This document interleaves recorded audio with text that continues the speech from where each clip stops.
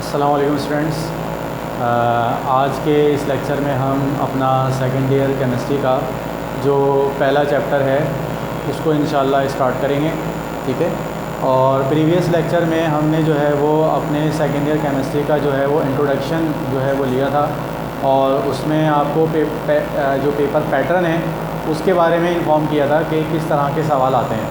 आज हम जो है वो पहला जो हमारा चैप्टर है उसको आज हम स्टार्ट करेंगे और हमारा जो पहला चैप्टर है उसका नाम है पीरियोडिक क्लासिफिकेशन। ये आपको नज़र आ रहा होगा, ठीक है। और पीरियोडिक क्लासिफिकेशन में जो हमारा टॉपिक है वो है डोबेनियर लॉ ऑफ ट्राइड, ठीक है। तो आज हम इस चैप्टर की इब्तिदा कर रहे हैं। सबसे पहले देखें इस चैप्टर का जो नाम है, चैप्टर का नाम है पीरियोडिक क्लासिफिकेशन, ठीक है। सबसे पहले इस चैप्टर के नाम का जो वर्ड्स इसमें मौजूद हैं, सबसे पहले हमने उसकी जो है वो मायने समझने हैं, उसकी मीनिंग समझनी है ताकि हमें पता लगे कि इस चैप्टर के अंदर हम क्या पढ़ने जा रहे हैं और इस जो चैप्टर की जो बुनियादी थीम है वो क्या है, असल में हम पढ़ने के लिए क्या जा रहे हैं। तो सबसे पहले जब हम इसके अंदर ये दो वर्ड हैं पीरियोडिक और क्लासिफिकेशन, जब हम इसको समझेंगे तो शुरू में ही हमें ये कॉन्सेप्ट क्लियर हो जाएगा कि हम इस चैप्टर में पढ़ने के लिए क्या जा रहे हैं, ठीक है। सबसे पहले देखें ये आपको वर्ड नज़र आ रहा है पीरियोडिक, ठीक है। फर्स्ट ईयर के अंदर आपने जो है वो पीरियोडिक मोशन पढ़ी होगी, ठीक है। और पीरियोडिक मोशन के अंदर बहुत सारे एग्जांपल्स हैं और उनमें से एक एग्जांपल जो है वो आपकी पेंडुलम की है, ठीक है। अब फ़र्ज़ करें कि हमारे पास जो है वो ये पेंडुलम है और इस पेंडुलम को हमने यहाँ से क्या किया, रिलीज़ किया है, ठीक है।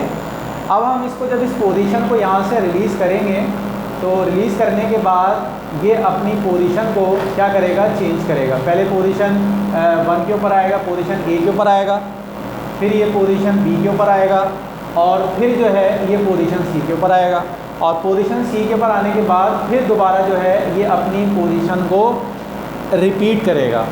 तो ये जो मोशन आपको नज़र आ रही है, इस मोशन को हम कहते हैं कि ये हमारी मोशन जो है वो पीरियोडिक मोशन है। तो पीरियोडिक मोशन की जो बुनियादी करैक्टरिस्टिक है वो हमारी क्या है कि जो भी ऑब्जेक्ट मौजूद है वो एक ख़ास इंटरवल के बाद अपनी पोजीशन को चेंज करती है। जैसे मिसाल के तौर पर सिंपल पेंडुलम का जो टाइम पीरियड होता है वो 2 सेकंड होता है, तो ये पेंडुलम 2 सेकंड के बाद अपनी पोजीशन को क्या करता है, रिपीट करता है। तो ये हमारे पास जो है वो पीरियोडिक मोशन जो है वो इसको हम कहते हैं पीरियोडिक मोशन, ठीक है। अब यहाँ पर देखें पीरियोडिक का मतलब हैपनिंग और रिकरिंग एट रेगुलर इंटरवल। ये जो एग्जांपल मैंने आपको बताया, किसी चीज़ का एक ख़ास इंटरवल के बाद रिपीट होना और बार बार होना एक ख़ास इंटरवल के बाद, ठीक है, उसको हम कहते हैं कि ये हमारे पास जो है पीरियोडिक। तो ये वर्ड अपने ध्यान में रखिएगा, इसकी मीनिंग कि इस चैप्टर में जो भी हम पढ़ेंगे, इस चैप्टर की जो बुनियादी बेसिस है वो यही आपके पास पीरियोडिक है और इसको हम पीरियोडिसिटी का नाम देते हैं कि एक ख़ास इंटरवल के बाद किसी चीज़ का जो है अपनी प्रॉपर्टी को रिपीट करना, इसको हम पीरियोडिसिटी करते हैं। ये आगे हम डिटेल में पढ़ेंगे। तो इस वर्ड को आप अपने ध्यान में डाल लीजिए कि पीरियोडिक का मतलब क्या है, एक ख़ास इंटरवल के बाद अपनी पोजीशन को क्या करना, रिपीट करना, ठीक है। अच्छा, ये पहला वर्ड हो गया, ठीक है, पीरियोडिक हो गया। अब इसके बाद जो हमारे पास सेकंड वर्ड है वो है क्लासिफिकेशन। देखें अब हमने समझना है क्लासिफिकेशन का मतलब क्या है। इसको समझने के लिए सबसे पहले हमारे पास एक एग्जांपल है। जैसे मिसाल के तौर पर हम किसी ग्रॉसरी शॉप के ऊपर जाते हैं और उस ग्रॉसरी शॉप में जब हम जाते हैं तो आपको नज़र आता है कि जितनी भी आपके पास आइटम उनके पास मौजूद हैं वो सारे के सारे जो आइटम्स हैं वो ऐसा नहीं है कि वो सारे के सारे रैंडमली अरेंज हैं। वो जो आपके पास आइटम होंगे, जैसे मिसाल के तौर पर अगर आपको जो है वो आपको कोई साबुन वगैरह ख़रीदने हैं तो साबुन आपको एक जगह एक जो है वो अलहदा से बॉक्स में नज़र आएंगे। इसी तरह से अगर आपको कोई पेस्ट वगैरह ख़रीदना है, टूथपेस्ट ख़रीदना है तो टूथपेस्ट एक जगह पर होंगे। इसी तरह से जितने भी आइटम्स आपके पास मौजूद हैं वो सारे के सारे आइटम जो हैं वो आपको एक ख़ास अरेंजमेंट के साथ आपको नज़र आएंगे, ठीक है। ये एक बहुत अच्छी एग्जांपल है। और दूसरी एग्जांपल ये है कि इसको हम एग्जांपल से और भी समझ सकते हैं। जैसे मिसाल के तौर पर हमारा जो सपोज़ के कॉलेज है या स्कूल है तो उसके अंदर 1000 स्टूडेंट्स मौजूद हैं, ठीक है। अब 1000 स्टूडेंट्स को पढ़ाने का जो एक तरीका हो सकता है वो ये हो सकता है कि हम जो है सारे के सारे जो बच्चे हैं उन तमाम बच्चों को एक जगह पर जमा करें और जमा करने के बाद उनको पढ़ाना शुरू कर दें। तो अब इस सिस्टम में आप देखेंगे आपको जो है बहुत ही जो है वो परेशानी की सूरत हाल पैदा हो जाएगी और ये एक नामुमकिन सा काम हो जाएगा कि आप बच्चों को पढ़ा सकें। तो उसके लिए जो तरीका है वो क्या है कि हमने क्या किया है, क्लासी बच्चों को उनकी क्लासेस में अरेंज कर दिया कि हमने कह दिया कि भाई ये माउंट की क्लास है, ये क्लास 1 है, ये क्लास 2 है, ये क्लास 3 है, ये क्लास 4 है। इस तरह करके सारी की सारी जो क्लासेस हैं वो अरेंज कर दिए हैं। ये कहलाती है हमारे पास क्लासिफिकेशन, और इसी चीज़ को हम डिटेल में इस चैप्टर के अंदर पढ़ने के लिए जा रहे हैं। तो ये चैप्टर के जो दो वर्ड हैं, एक है पीरियडिक और एक है क्लासिफिकेशन। तो पीरियडिक का मतलब क्या है, एक ख़ास इंटरवल के बाद रिपीट करना, और क्लासिफिकेशन का मतलब क्या है, act of distributing things into classes, यानी हमने क्लासेस बना दी, class A, class B, class C. और कैटेगरीज़ का मतलब अगर दुकान पे चीज़ें मौजूद हैं तो वो मुख्तलिफ़ कैटेगरीज़ की हैं, ठीक है। ऑफ सेम टाइप, एक ही टाइप आपके पास मौजूद है और उसको आपने क्या किया, कैटेगरीज में रख दिया। जैसे स्टूडेंट्स हैं, सारे के सारे स्टूडेंट्स हैं, लेकिन आपने क्या किया, उनको मुख्तलिफ कैटेगराइज करके रख दिया। उससे आपके लिए क्या हो गई, आसानी पेश है। और ग्रुप ऑफ पीपल और थिंग अरेंज बाय क्लास और कैटेगरी, ये आपके पास कुछ चीज़ें भी हो सकती हैं, कुछ लोग भी हो सकते हैं जिनको आप क्या कर सकते हैं, अरेंज कर सकते हैं। तो यहाँ वर्ड जो है वो पीरियडिक क्लासिफिकेशन आपके जहन में बैठ गया होगा, इसका मतलब समझ में आ गया होगा। और अब हम ये चीज़ पढ़ने के लिए जा रहे हैं। अब सवाल ये है कि हम पीरियडिक क्लासिफिकेशन पढ़ रहे हैं, अब हम किस चीज़ की पीरियडिक क्लासिफिकेशन पढ़ रहे हैं। चीज़ें तो बहुत सारी हैं यूनिवर्स के अंदर, बहुत सारे लोग भी हैं, लेकिन हम जो इसके अंदर पढ़ने जाएंगे, क्योंकि हम केमिस्ट्री है, केमिस्ट्री के अंदर जो है हम मुख्तलिफ एलिमेंट्स की प्रॉपर्टीज़ को पढ़ते हैं। तो हम जो इसमें पीरियडिक क्लासिफिकेशन में पढ़ेंगे, वो हम जो पढ़ने जा रहे हैं वो एलिमेंट की क्लासिफिकेशन पढ़ने जा रहे हैं, ठीक है। और ऐसी क्लासिफिकेशन जिसके अंदर क्या हो, रिपीटेशन हो एक ख़ास इंटरवल के बाद, इस चीज़ को हमने पढ़ना है। तो ये बुनियादी कॉन्सेप्ट है इस चैप्टर का, ठीक है।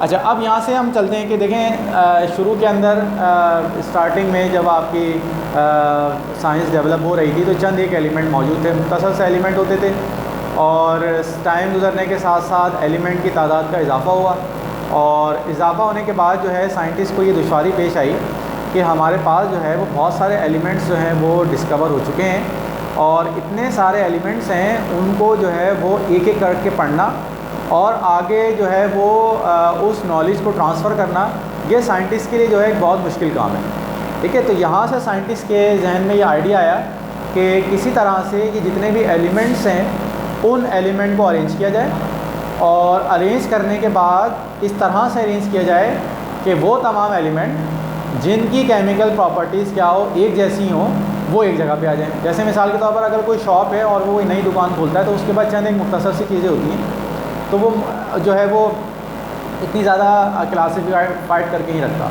लेकिन अगर आप जो है मिसाल के तौर पर अगर आप जो है वो इम्तियाज़ चले जाएँ या बिन हाशिम चले जाएँ तो वहाँ पर तो जो है हर चीज़ की क्लासिफिकेशन है, ठीक है। अब ये आपको क्लासिफिकेशन का मतलब समझ में आ गया होगा। क्लासिफिकेशन है क्या, आपको मेडिसिन स्टोर अलग मिलेगा वहाँ पर आपको, ठीक है। आपके घर की डेली लाइफ की जो चीज़ें वो अलग से मिलेंगी, आपको क्रॉकरी जो है वो अलग मिलेगी। इसको हम कहते हैं क्लासिफिकेशन। जब साइंटिस्ट ने देखा कि एलिमेंट की तादाद दिन ब दिन बढ़ती जा रही है, उनकी स्टडी की जो मटेरियल है वो बढ़ता जा रहा है, और आगे इस इल्म को ट्रांसफ़र करना थोड़ा सा मुश्किल हो गया, तो उनके जहन में यह आया कि किसी तरह से क्या किया जाए, एलिमेंट को क्लासीफाई किया जाए। ये बुनियादी कॉन्सेप्ट है, ठीक है। यहाँ तक जो हमने समझ लिया वो समझ लिया कि पीरियडिक क्लासिफिकेशन क्या है और एलिमेंट को क्लासीफाई करने की ज़रूरत क्या है, ठीक है। तो नीड ऑफ क्लासिफिकेशन बता दिया, एलिमेंट बहुत ज़्यादा हो गए, तो साइंटिस्ट ने क्या कहा कि एलिमेंट को इस तरह से अरेंज किया जाए कि वो तमाम एलिमेंट जिनकी केमिकल प्रॉपर्टी एक जैसी हो वो एक जगह जमा हो जाए।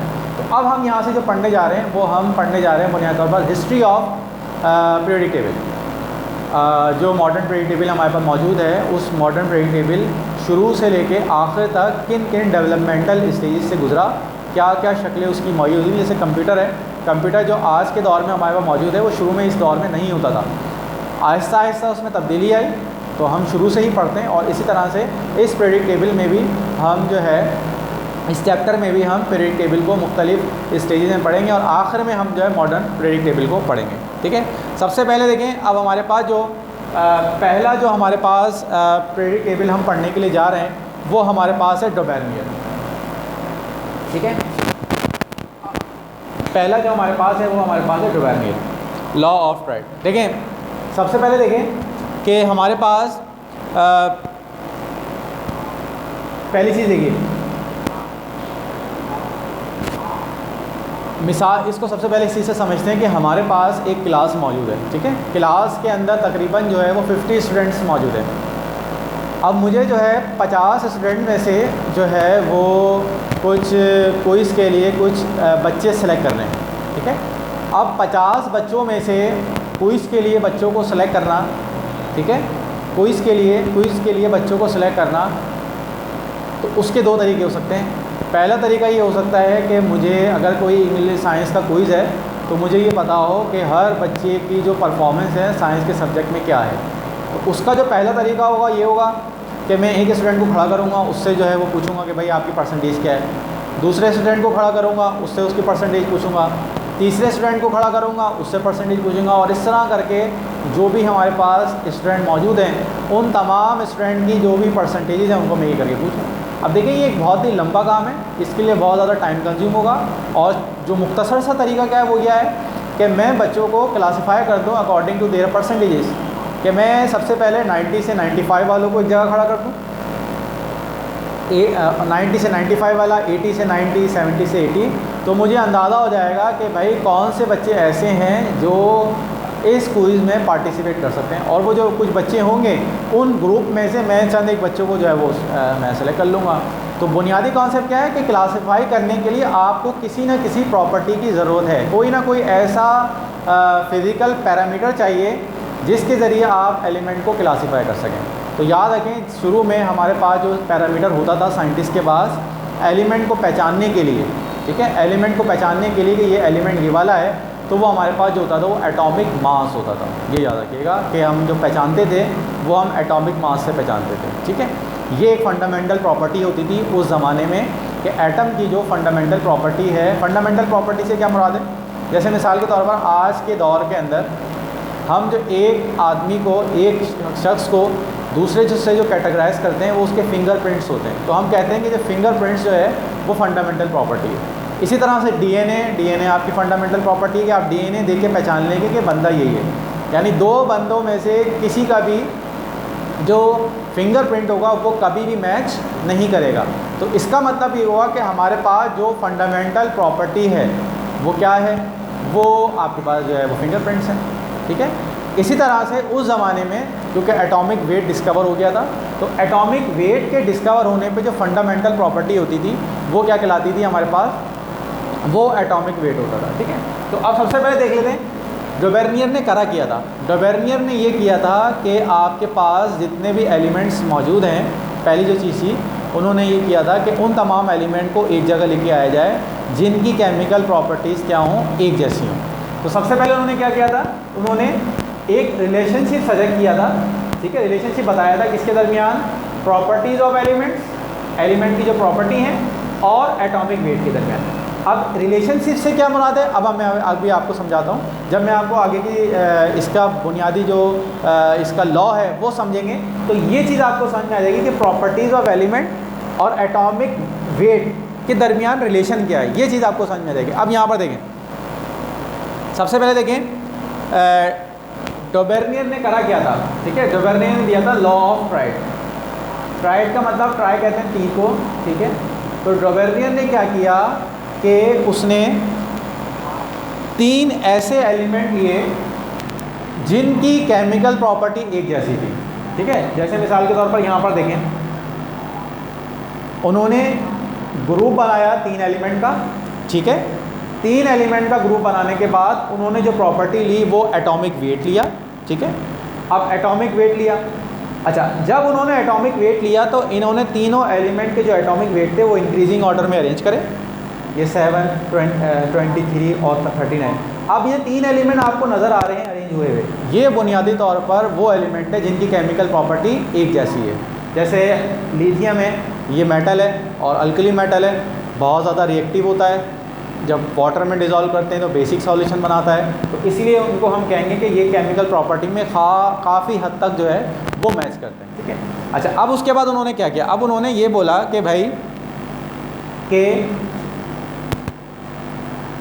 जो बीच वाला एलिमेंट है, अब बीच वाला एलिमेंट कौन सा है, सोडियम है, इसका जो एटॉमिक वेट है, इसका जो एटॉमिक वेट है वो किसके बराबर है, वो बराबर है बाकी दो एलिमेंट के अर्थमेटिक मीन के बराबर। यानी जैसे मिसाल के तौर पर अर्थमेटिक मीन का तरीका क्या होता है कि ये दोनों नंबर हैं, इन दोनों नंबर को आप जमा करें, टोटल नंबर कितने हैं 2 हैं, तो टोटल नंबर 2 से आपने क्या करा डिवाइड करवाया, डिवाइड करा तो हमारा जवाब क्या आ गया 23। अब देखें इसका मतलब क्या हुआ कि जब हमने एटॉमिक वेट लिया और एटॉमिक वेट लेकर उन एलिमेंट को एक जगह अरेंज किया जिनकी केमिकल प्रॉपर्टी एक जैसी थी, तो यहाँ एक हमें जो है वो एक लॉ मिल गया। वो लॉ क्या मिला कि बीच वाले एलिमेंट का जो एटॉमिक वेट है वो बराबर है किसके, बाकी दो एलिमेंट के अर्थमेटिक मीन के। ये वो लॉ था जो उन्होंने डॉबर्नियर ने क्या किया था, प्रेजेंट किया था। अच्छा, अब उन्होंने ये एक एलिमेंट बना लिया, ये पहला जो है वो ट्राइड बना लिया। इसके बाद जो था उन्होंने एक दूसरा ट्राइड बनाया, ठीक है। अब दूसरा ट्राइड देख लेते हैं क्या है। अब दूसरे ट्राइड में देखें, अब यहाँ पर देखिए, अब यहाँ पर देखें हमारे पास जो एलिमेंट है जिनको हम हेलोजेंस कहते हैं, इनकी प्रॉपर्टी ये होती है कि ये हमारे पास जो है सॉल्ट प्रोड्यूस करते हैं। तो यहाँ पर देखें एक एलिमेंट है क्लोरीन, इसका जो एटॉमिक वेट है वो 35.5 है, फ्लोरीन है 80 है, और वो देखें वो इंक्रीजिंग ऑर्डर में उन्होंने अरेंज किया।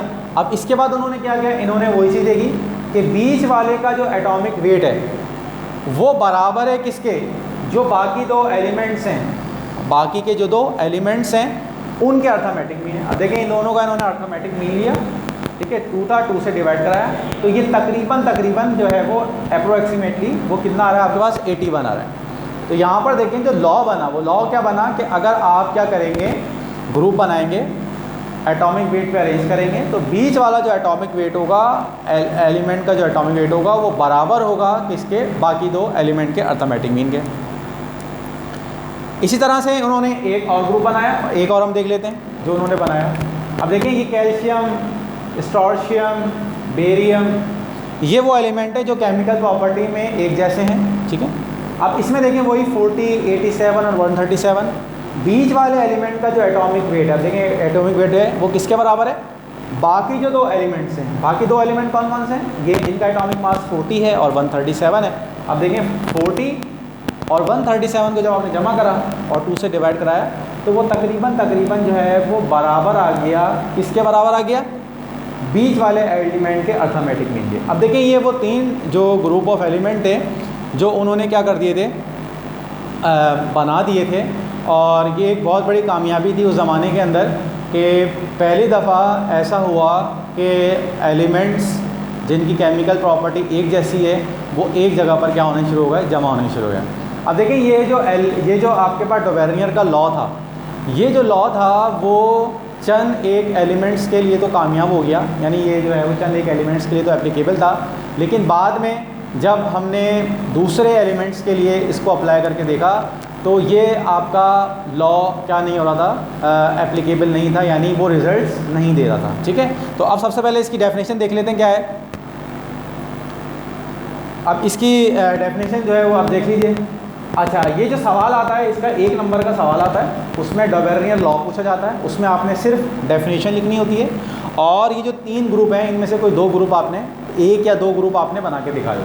तो देख लेते हैं डॉबर्नियर लॉ ऑफ ट्रेड, देख लेते हैं क्या है। With in the group of element of 3 closely related in their chemical property. With in group of element का मतलब 3 एलिमेंट लिए, यानी एक ग्रुप बनाया एलिमेंट का, 3 closely related in their chemical properties, यानी ऐसे एलिमेंट का ग्रुप बनाया जिनकी केमिकल प्रॉपर्टीज तकरीबन एक जैसी थी। तो क्या हुआ, the atomic mass of middle element, यानी बीच वाले का जो आपका एटॉमिक मास था वो क्या था, बराबर था किस, इस approximately the arithmetic mean of the first and third element, यानी बीच वाले का जो एटॉमिक वेट था वो तकरीबन जो था वो बराबर था किसके, जो पहला एलिमेंट है उसके, और जो तीसरा एलिमेंट है उसके अर्थमेटिक मीन के बराबर था, ठीक है। तो ये हमारे पास जो था वो डॉबर्नियर लॉ ऑफ ट्राइड था। इसका सवाल कैसे आता है, ये 2019 में आया था कि आप डॉबर्नियर लॉ ऑफ ट्राइड बता दें, तो उसमें आपने डेफिनेशन लिख देनी है और जो आपको एग्जांपल्स बताई गई हैं वो आपने जो है वो एग्जांपल्स लिख देनी है, ठीक है। अब इसमें देखिए कि जो आपका डॉबर्नियर लॉ ऑफ ट्राइड था, ये चंद एक एलिमेंट्स के लिए जो था वो तो कामयाब हो गया, लेकिन जब बाकी एलिमेंट्स के लिए देखा गया तो ये एप्लीकेबल नहीं था। तो इसका मतलब ये हुआ कि ये जो आपका डॉबर्नियर लॉ ऑफ ट्राइड था ये आपका जो है वो फेल हो गया था। और जाहिर सी बात है, आपको पता है कि जब भी कोई थ्योरी फेल होती है तो साइंटिस्ट क्या करते हैं, उसके ऊपर मज़ीद रिसर्च करते हैं, जो चीज़ सही होती है उसको ले लेते हैं और सही चीज़ को लेने के बाद फिर जो है वो एक नई चीज़ क्या करते हैं, एक कोई नया साइंटिस्ट होता है वो नई चीज़ क्या करता है, प्रेजेंट करता है। तो इसी तरह से जब ये न्यूटन लॉ ऑफ ऑक्टेव जब आपका पेश हुआ तो सबसे पहली चीज़ तो ये थी कि पहली दफ़ा ऐसा हुआ कि एलिमेंट को एक जगह अरेंज करने का कॉन्सेप्ट आया। और जो सबसे दूसरी अहम चीज़ थी वो ये थी कि एक प्रॉपर्टी साइंटिस्ट ने डिस्कवर कर ली थी, एटॉमिक वेट। उन्होंने कहा कि एटॉमिक वेट का और केमिकल प्रॉपर्टी का कोई ना कोई ताल्लुक है। ये वो रिलेशन है जो उन्होंने क्या कर लिया था, डिस्कवर कर लिया था कि अगर आप एटॉमिक वेट लेंगे तो आपकी केमिकल प्रॉपर्टी क्या होंगी, आपके पास होंगे एक जैसे एलिमेंट एक जगह आने शुरू हो जाएंगे। तो इस तरह ये यहाँ तक था हमारा डोबेर्नियर लॉ ऑफ ट्रेड था, ये हम जो है पढ़ चुके हैं। इसके बाद देखें, इसके बाद हमारे पास जो आता है वो हमारे पास जो है इसके बाद हमारे पास है, अब देखें स्टूडेंट, डोबेर्नियर लॉ ऑफ ट्राइड के बाद देखें जब ये आपके पास लॉ जो है वो नाकाम हो गया, ठीक है, तो उसके बाद एक साइंटिस्ट है जिनका नाम था न्यूलैंड। उन्होंने जो था वो एक नया टेबल पेश किया, ठीक है, और इसको हम कहते हैं न्यूलैंड लॉ ऑफ ऑक्टेव कहते हैं। इसको हम कहते हैं न्यूलैंड लॉ ऑफ ऑक्टेव कहते हैं, ठीक है। ये आगे लिखा होगा लॉ ऑफ ऑक्टेव, ठीक है। अब देखें ऑफ का मतलब क्या होता है, ऑफ का मतलब होता है 8।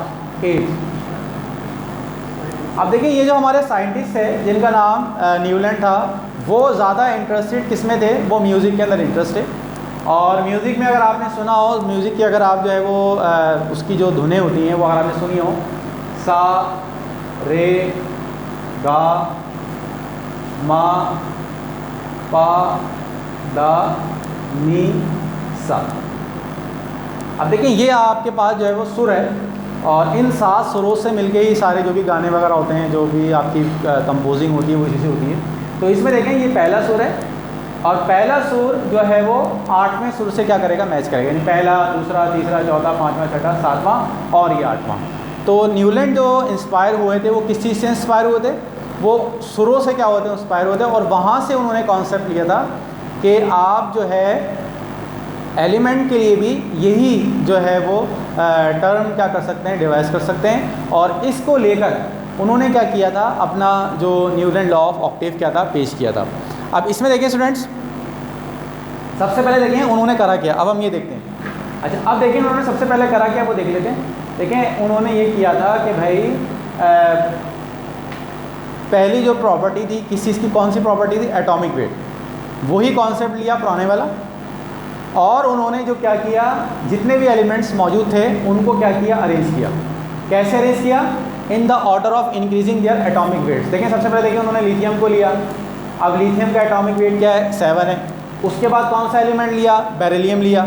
जब बेरिलियम को लिया तो देखिए नज़र आया कि इसका जो एटॉमिक वेट है वो 9.4 है। इसके बाद जो दूसरा एलिमेंट था उसका एटॉमिक वेट 11 था। फिर देखें 12 वाला आ गया कार्बन, 14, फिर ये 16 और फिर ये 19। उसके बाद जो एलिमेंट इंक्रीजिंग ऑर्डर में लिया तो अब देखें ये 23 वाला आ गया, 24 वाला आ गया, 27, 28। तो उन्होंने जो सबसे पहले काम किया वो ये किया, जितने भी एलिमेंट्स मौजूद थे उन तमाम एलिमेंट्स को इन the order of increasing their atomic wait क्या कर दिया, अरेंज कर दिया। अब जो उन्होंने सबसे इम्पॉर्टेंट चीज़ जो नोट करी वो नोट ये करी कि हर पहला एलिमेंट जब आप इन the order of increasing their atomic wait arrange करते हैं तो हर पहला एलिमेंट 8वें एलिमेंट से केमिकल प्रॉपर्टी में क्या करता है, सिमिलर होता है। जैसे मिसाल के तौर पर देखें अल्कली मेटल्स हैं, आप देखें एटॉमिक वेट से आपने अरेंज किया। जब आपने एटॉमिक वेट्स के ऑर्डर में आपने इसको अरेंज किया तो हुआ ये कि ख़ास इंटरवल के बाद, यानी इसके बाद तो 8वें इंटरवल, क्योंकि ऑक्टेव लिया था तो पहला एलिमेंट 8वें एलिमेंट से क्या कर रहा था, मैच कर रहा था। यानी लिथियम है, लिथियम की जो केमिकल प्रॉपर्टी वो बिल्कुल सिमिलर है किसके साथ, सोडियम के साथ। इसी तरह से देखें अगर हम इसको पहला एलिमेंट कंसीडर कर लेते हैं, ये पहला, दूसरा, तीसरा, चौथा, 5वां, छठा, 7वां और ये 8वां। तो अब ये देखिए जो 8वां एलिमेंट है ये बिल्कुल क्या कर रहा है, मैच हो रहा है किसके साथ, इसकी केमिकल प्रॉपर्टी के साथ। तो इसको हम कहते हैं। अब ये देखें जब आपने अरेंज किया तो अब देखें पहला एलिमेंट 8वें एलिमेंट से केमिकल प्रॉपर्टी में क्या मैच। अब देखें ये जो आप फ्लोरीन्स हैं, हेलोजेंस को तो आप जानते ही हैं, इनकी प्रॉपर्टी ये होती है सॉल्ट को प्रोड्यूस करते हैं। अब फर्स्ट करें हम इसको पहला एलिमेंट कंसीडर करते हैं तो देखिए पहला, दूसरा, तीसरा, चौथा, 5वां, छठा, 7वां और 8वां। तो वो जो लॉ ऑफ उसमें ऑक्टेव में क्या था, हर पहला सुर 8वें सुर से मैच हो रहा था। इसी तरह से हर एलिमेंट, पहला एलिमेंट अगर आप एटॉमिक वेट की बेस पे अरेंज करेंगे तो हर पहला एलिमेंट 8वें एलिमेंट से केमिकल प्रॉपर्टी में क्या करेगा, मैच किया। तो ये वो रिलेशन था जो इन्होंने एक्सप्लेन किया कि एटॉमिक वेट का और केमिकल प्रॉपर्टी का एक ताल्लुक़ है। अगर आप एटॉमिक वेट को लेंगे, ठीक है, तो एटॉमिक वेट को लेने के ऊपर क्या होगा कि प्रॉपर्टीज़ क्या होंगी, रिपीट होंगी, और इसको उन्होंने एक लॉ में क्या कर दिया, अरेंज कर दिया। तो सबसे पहले जो हमारा लॉ बना वो क्या बना कि अगर आप एलिमेंट को in the increasing order of their atomic wait क्या करेंगे, अरेंज करेंगे, तो हर पहला एलिमेंट 8वें एलिमेंट से क्या करेगा, मैच करेगा। अब देखें जो आपको मैंने ये बने हुए हैं, इसमें देखें ये जो नज़र आ रहा है ये लिथियम है। लिथियम की केमिकल प्रॉपर्टी किसके साथ मैच कर रही है, सोडियम के साथ मैच कर रही है। ये बेरिलियम है, बेरिलियम की जो केमिकल प्रॉपर्टी है वो किसके साथ मैच कर रही है, ये देख लीजिए मैग्नीशियम के साथ मैच कर रही है, ठीक है। और जो कार्बन है, कार्बन की प्रॉपर्टी देख लें, सिलिकॉन के साथ मैच कर रही है। तो every 8 non element had similar physical and chemical property, यानी हर पहला एलिमेंट केमिकल प्रॉपर्टीज़ में और फिजिकल प्रॉपर्टी में जो क्या होता है वो अपने आप को रिपीट करता है हर 8वें एलिमेंट के बाद, ठीक है। तो ये उनका लॉ था। अब इसको देख लेते हैं। तो सबसे पहला काम जो उन्होंने किया था, ये भी वही आता है, 1 नंबर में आता है आपका, और आपसे ही पूछा जाता है, तो आपने सिर्फ इसकी जो है वो डेफिनेशन लिख दें। तो न्यूलैंड ने क्या किया था, Newland arrange all of known element in the order of increasing their atomic weight. Atomic weight लेकर उन्होंने जो है वो इंक्रीजिंग ऑर्डर में अरेंज कर दिया था। इसके बाद he observe that the chemical property and physical property of every 8 element, यानी जो केमिकल प्रॉपर्टी और फिजिकल प्रॉपर्टी है हर 8वें एलिमेंट की वह सिमिलर टू द फर्स्ट, यानी हर पहले एलिमेंट की जो केमिकल प्रॉपर्टी है वो बिल्कुल एक जैसी थी जो थी वो 8वें एलिमेंट की। हर पहला, अगर हम इसको पहला कंसीडर करते हैं तो पहला एलिमेंट की जो प्रॉपर्टी है बिल्कुल मैच करेगी। मैग्नीशियम और कैल्शियम ये अल्कलाइन अर्थ मेटल होते हैं और आमतौर पर ज़मीन की सतह में पाए जाते हैं, ठीक है। सो अल्कली मेटल ये बहुत ज़्यादा रिएक्टिव होते हैं। तो ये वो रिलेशनशिप था जो न्यूलैंड ने एक्सप्लेन किया था, और ये जो एक्सप्लेन किया था वो म्यूज़िक से इंस्पायर होकर किया था कि हर पहला एलिमेंट 8वें एलिमेंट से क्या होता है, हर पहला सुर 8वें सुर से क्या होता है, मैच करता है, ठीक है।